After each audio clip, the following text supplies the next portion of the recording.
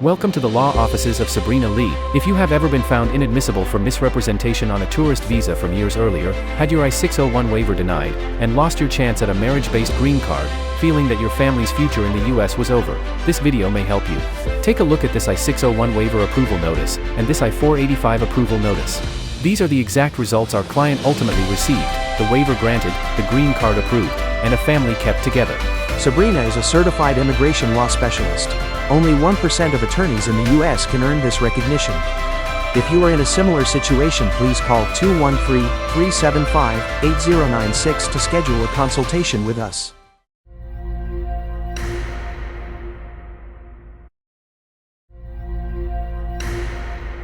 By the time this family reached our office, they had already heard the word every immigrant dreads: denied.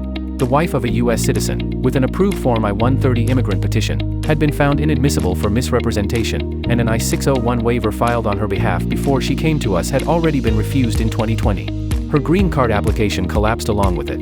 For many families, a denied I-601 waiver feels like the end of the road. It is not.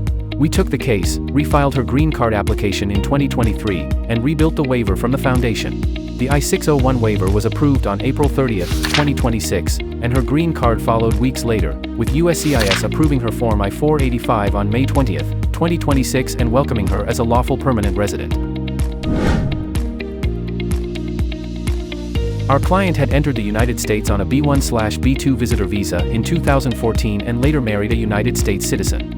Her husband filed Form I-130, which USCIS approved, and she applied for adjustment of status, the ordinary path to a marriage-based green card. The obstacle came from years earlier.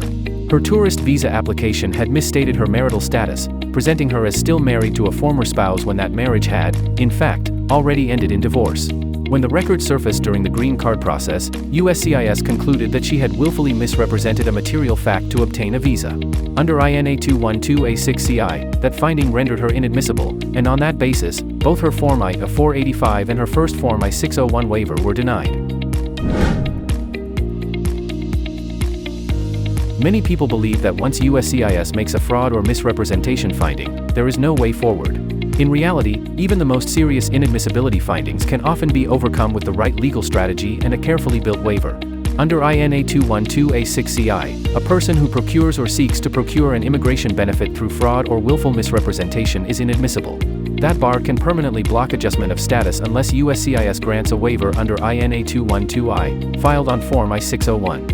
To qualify, the applicant must show that refusing admission would cause extreme hardship to a qualifying U.S. citizen or lawful permanent resident spouse or parent. Here, the qualifying relative was the client's U.S. citizen husband.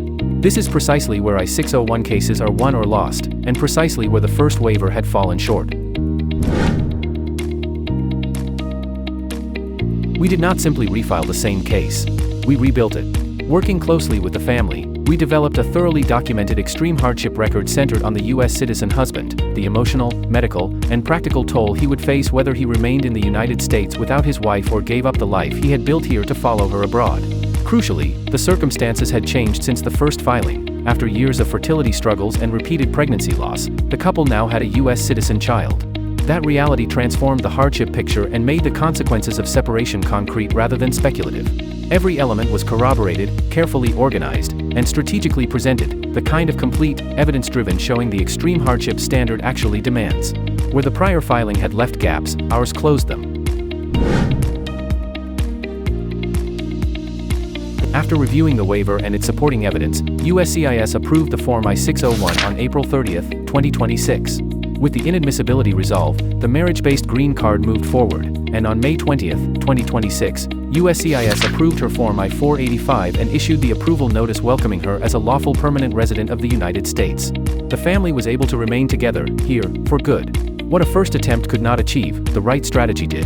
After years of uncertainty and fear, the family could finally move forward with stability and peace of mind, grateful for the guidance and advocacy our firm provided throughout the process. If you or someone you know has been affected by a similar situation, contact the law offices of Sabrina Li at 213-375-8096 or email us at info@sabrinali.law. Our legal team will do everything in our power to handle your case. Your American dream, our commitment.